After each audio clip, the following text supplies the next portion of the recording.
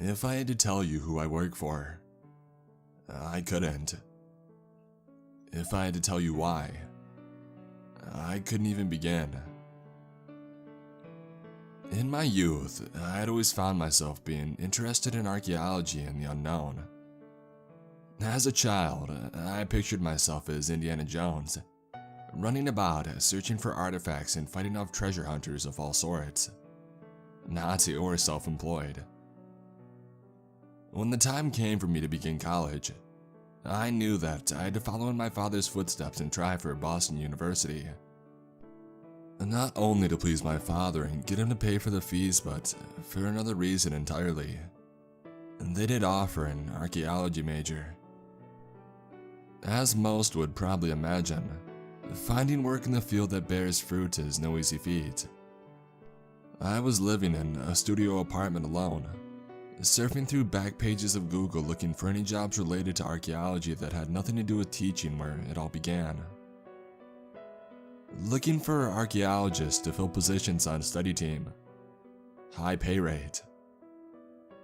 It took me quicker to send the author of the post than it took me to realize I never even read the contents of it, even after all of these years. In the following week, when I was doing my morning email check and trying to figure out how to scrounge enough cash to pay for my rent, I had an email from a person I wouldn't even begin to try to recognize. On top of the fact that their email name looked like nothing more than an extra long license plate, the message only gave me a single phone number. In a combination of curiosity and desperation to work, I called. A light, enthusiastic yet hastened voice picked up. Hello.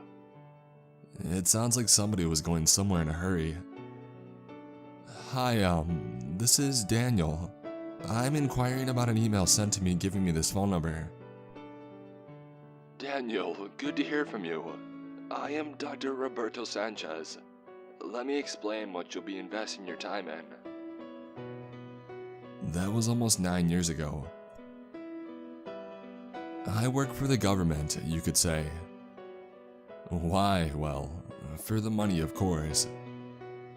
On my first day, me along with a few others in a small team were to fill out various papers and confidentiality/non-disclosure forms. It was grueling, and in the moment, I missed nightly homework and research papers back in my schooling days. The department director, Dr. Sanchez, is a small man, no taller than 5'5". He always shaved his facial hair, save for the mustache that he wore, and he styled, becoming a joke amongst my colleagues. His demeanor, however, despite his always serious and blank expression, was in contrast as he proved to be an incredibly kind and candid man. Yet the field that we were in was no place for the kind and candid.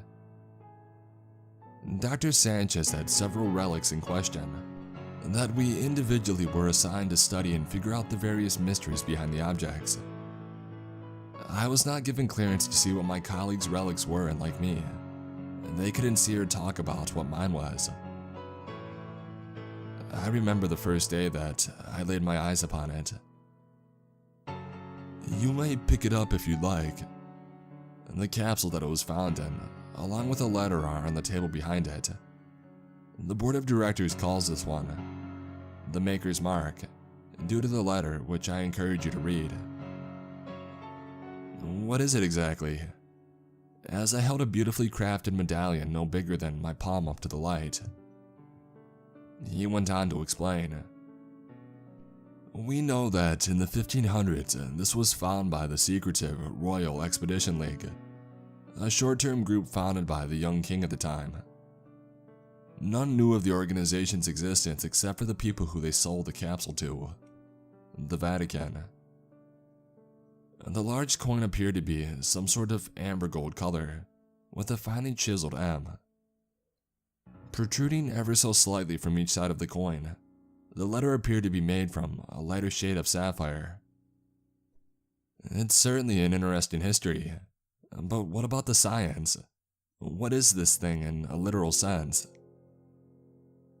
Dr. Sanchez let out a sigh and rested his hand on the corner of the table.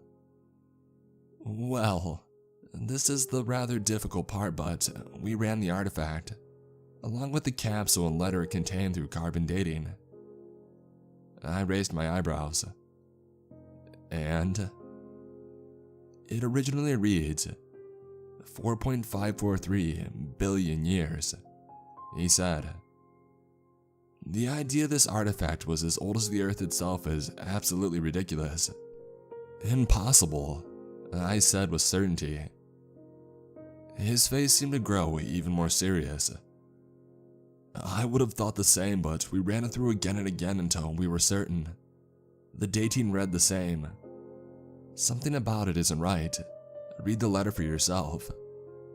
For now, I must go to a meeting on the second level. Without saying further, he swiftly turned and walked out the open door and closed it slowly behind him, to leave me in my peace with whatever the hell this thing was.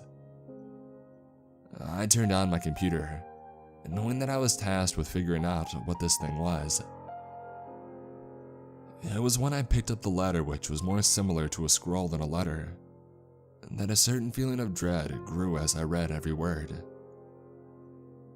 When men are on the path to extinction, and they have created their own demise, I will make the world again. That was only last month. Today is the day, or tomorrow, maybe even next week. I don't know when, but soon. You must be wondering what I'm referring to. The answer to that is, you can see for yourself. I was in my office earlier, which in time became more of a personal lab as I discovered what little I could about the artifact in question. However, today something happened that never happened before, and when it did, I swear that I could almost feel the sweat cascading down from my hairline. It started to glow. Not glow, blink.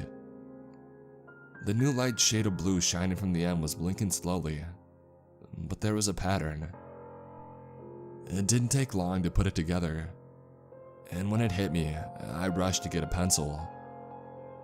Morse code. As the pattern changed here and there, I hastened my writing. I already knew what it said before I finished, and for once, my heart truly dropped as I read the message back to myself. Make peace with your end. I have awoken. Time runs on me, so I must be quick before it is too late. So much has happened in the last hour since my previous post. Let me begin to break it down. The department that I work for does not take things such as blinking coins leaving threatening messages in Morse code very lightly. I had told Dr. Sanchez of what had happened about 5 minutes after I collected myself. Let us not dwell on the past though. At the moment, we need to look to the future for even myself being at the forefront of this disaster, and without a clue as to what is next. The subterranean building speaker buzzed slightly before a familiar voice bellowed out in a nervous command. All level 5 personnel to the central hub. This is not a drill. And with that, I marched down the corridor, pondering what our next assignment would be, given all the chaos. To my surprise, I was the first couple of people there. I walked up to a fellow colleague by the name of Holloway. He's a tall man with broad shoulders and a serious blank expression. Worn at most times that would even put the most miserable looking people to shame. He looked over to me. I thought you would have ran with the rest. He let out an expressionless chuckle, without even having to move his mouth much. From behind the monitors, Dr. Sanchez walked out into the view of the two of us. Before he managed to get within speaking distance, I looked straight back at Holloway. What do you mean by ran? I wasn't in the mood for his vague remarks by this point. You didn't hear it, did you? Sitting in your office, fiddling around with your medallion. I found my words caught in my throat. There was no way that he was supposed to know about the contents of my assignment. What? You think that disclosure agreement is still in play here? he motioned over to the approaching director. He told us all about it. Have you even watched the news from earlier? He cut himself off when the ground had a faint tremble, the kind that only silence and our carefully listening selves could verify to be true. As if on cue, Dr. Sanchez cut in. You two, look at this mess. He flicked on every monitor in the room that was mounted against the main wall in front of us. The news headline read, "Numerous earthquakes and fissures appear within the same hour across the globe. Population descending into chaos as world leaders have yet to release statements." My heart raced. What the hell would have caused this catastrophe? Every bit of reason told me this could not be, but from the start, I knew this was something beyond us all. There were many loose ends in terms of the medallion's origin, so we sat there, just the three of us, for hours picking apart each and every detail. What we know is that the material appeared to be some sort of organic type of material that was not bone or wood. However, it related closest to stone. The idea that it is living stone is almost unbelievable, but at this point, given that it communicated with us, we're just taking in the information as it comes. As for the M, or the core as Holloway has come to refer to it as, we still can't figure out what it's made of. When it comes to what transpired when it started to blink, we are all at wit's end for two main reasons. How could a billions-year-old object both communicate and know Morse code? Even with the most advanced technology at our disposal, there was one elephant in the room no one cared to mention. Whatever this was, someone or something made this for us to find. The trembling ground grew more noticeable as the time passed like fluid, and that's when the medallion started to glow once again. This time it was different, to say the least. The three of us didn't even say a word. We just stared for a good minute before Dr. Sanchez spoke up. "It's telling us where to go," he proclaimed as he started to pace back and forth while it was in his hand. "What are you talking about?" said the now standing Holloway, all the while looking on in awe. Dr. Sanchez pushed his glasses up a bit before finishing. "Look at the medallion when I move across the room." He was right. We both watched the medallion carefully. When he was at the north of the room towards the monitors, the glow of the light was faint, but still visible enough. However, when he ended up on the south part of the room, the light was clearly far brighter. Well, what are we supposed to do? Follow it blankly until we find the source of whatever is causing all of this. Sounds hardly like the Earth will still be in one piece by the time. Holloway was cut off by one quick and loud rumbling of the ground. Our base was located below ground, and I think we all knew this was the worst place to be given the circumstances. But regardless, we needed to figure out something before time had run out. Security personnel had already started to evacuate when Dr. Sanchez beckoned me and Holloway over to the monitors once more. "This is where we must go." Dr. Sanchez pointed over in the direction of the monitor furthest left, and there it showed a picture of Stonehenge, in England. However, something was noticeably different. In the center of the stone circle, there was a truck-sized gaping hole leading straight into the dark, unknown, and frightening below. "I will arrange for the test chopper to get us there in ample time." Sanchez seemed confident one of the test helicopters recently developed could get us there in time, which, given the projected speed, I don't doubt. However, I wasn't sure as to the stability of it. I turned myself back to the exit to prepare myself, but I could have sworn the hole that was made, the shape looked too strange to be natural. It was almost as if I could make out knuckle marks on the edges of one side of it. It was shaped perfectly like a fist. "See, what did I tell you? Perfect timing," cheered Dr. Sanchez as we ran out into the field. Stonehenge was straight ahead. The rain and thunder had started to pick up, and it was increasingly dark out, so we quickened our pace as we heard the chopper behind us shut down.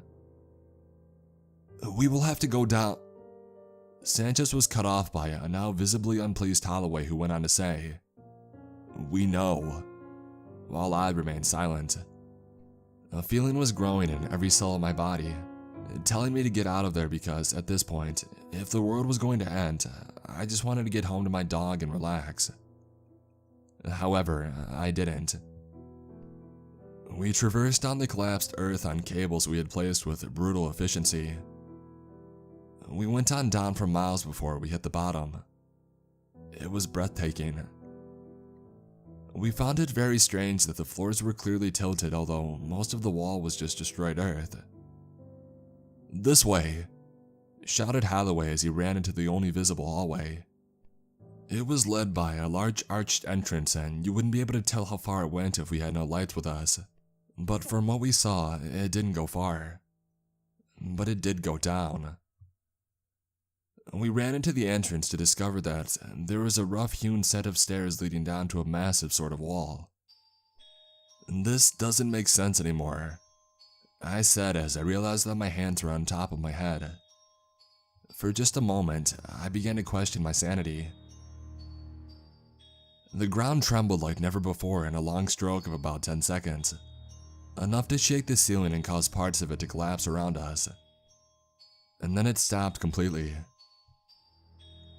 My mind lit up immediately when I took the coin out of Sanchez's case and saw the glowing was brighter than anything I had ever seen. Staring into it for too long could probably cause someone to go blind, but we knew what this had meant. We scoured the wall in front of us for a while until I just barely saw it. Straight down the middle was a line as thin as a string of hair. "That's it! It's a gate!" I shouted to Sanchez and Holloway, who were on the other end of the gate. They ran over to me to confirm it, and right when they did was when we saw it. "And what do you suppose that is for?" said Holloway in a dry, sarcastic tone. Neither of us answered because we all knew exactly what it was for. In the moment, I was terrified of what laid ahead of us. A gently chiseled circle was at body level with us between the two lines, just about the size of the Maker's Mark. When men are on the path to extinction, and they have created their own demise, I will make the world again. The words from the letter played back to me. The three of us stood in front of the presumed lock.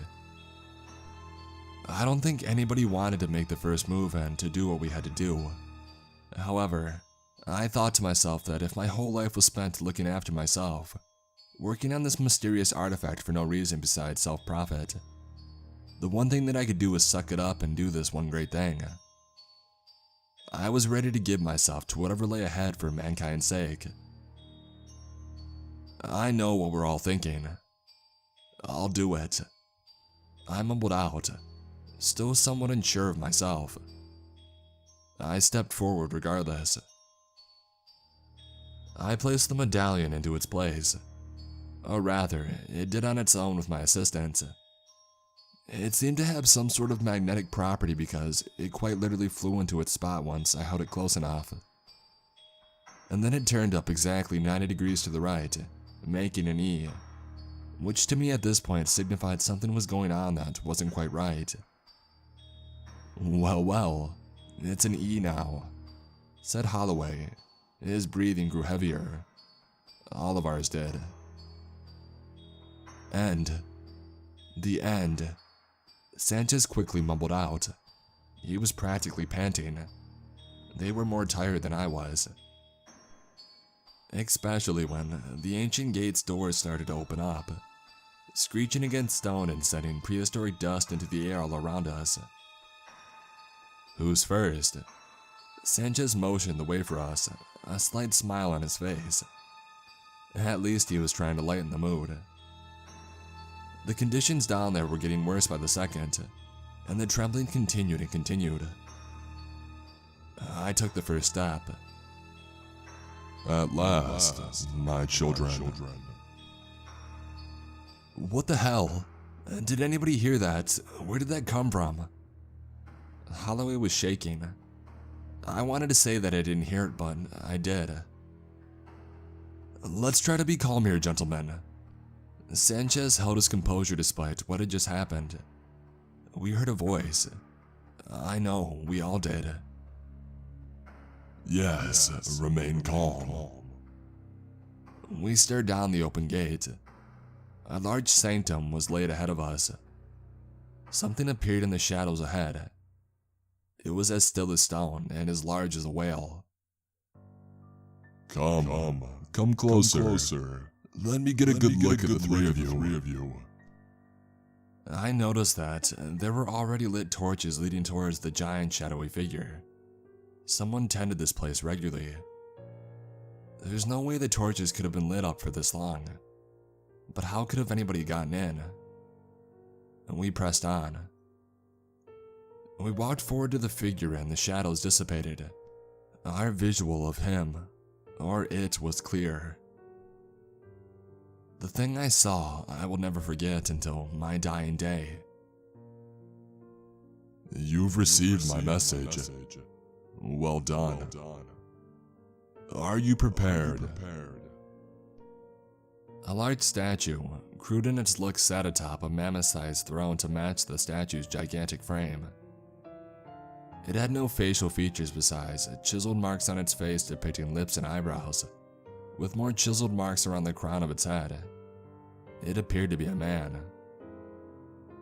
Where is that damn voice coming from? I muttered to myself. I was listening to its every word carefully, but I couldn't place it, while staring at this stone monument, frozen by time. And that's when I realized that its chest moved. It was breathing. Who are you?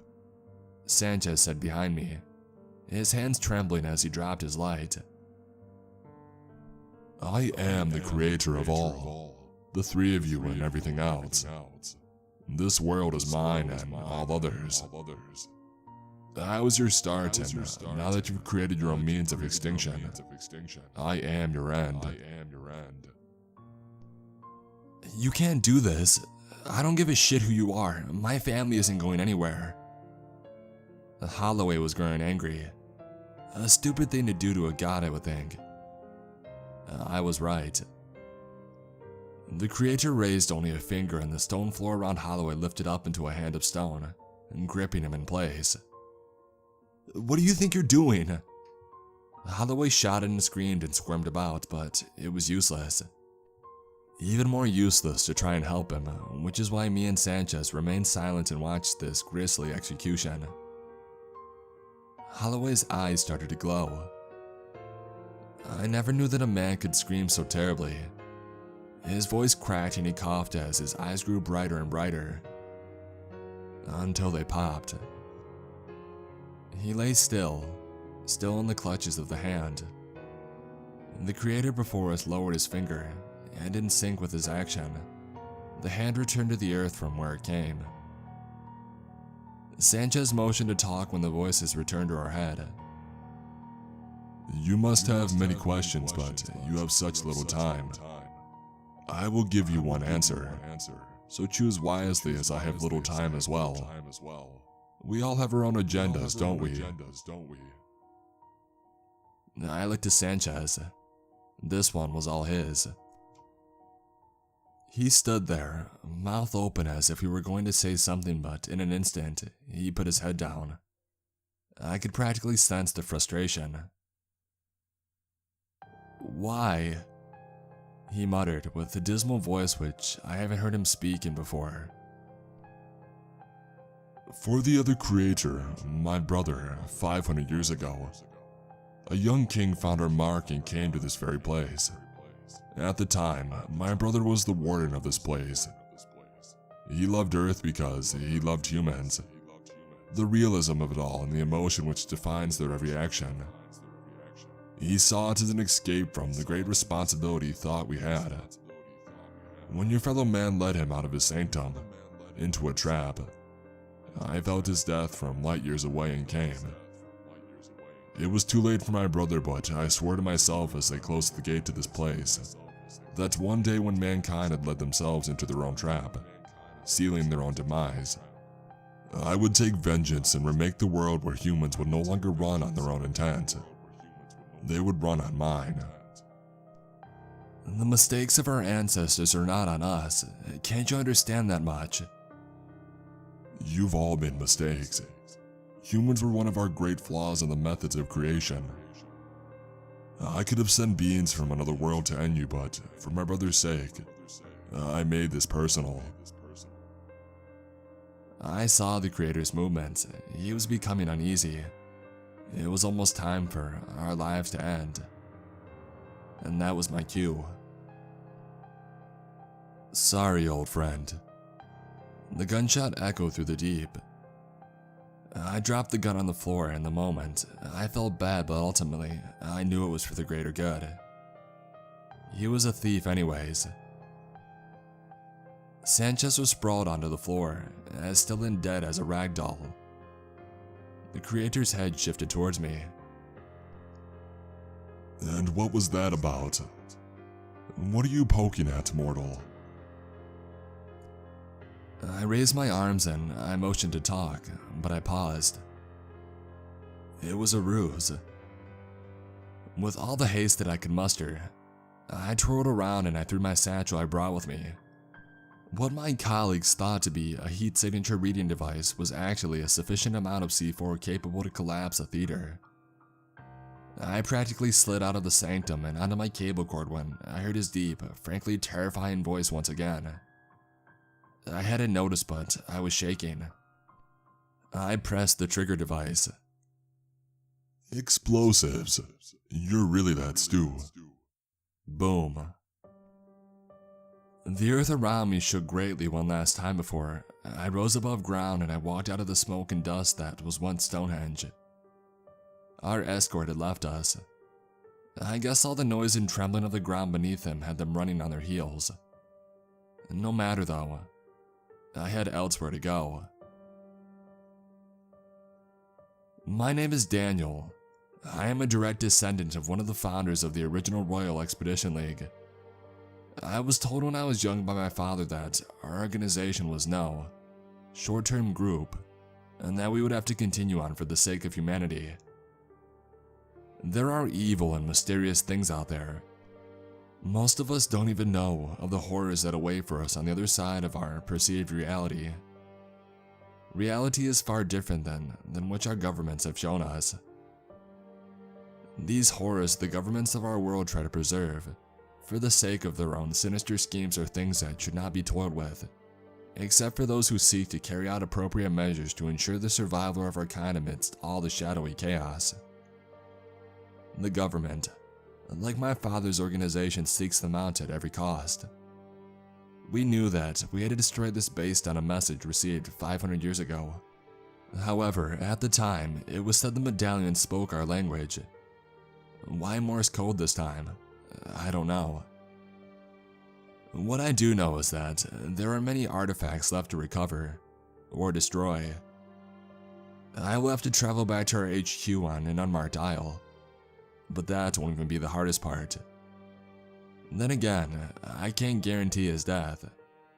We are safe for now though, I would hope. Till next time. Daniel K., Chief Fieldsman, the Royal Expedition League. The Creator holds knowledge beyond any of us. He still fell for the same trick.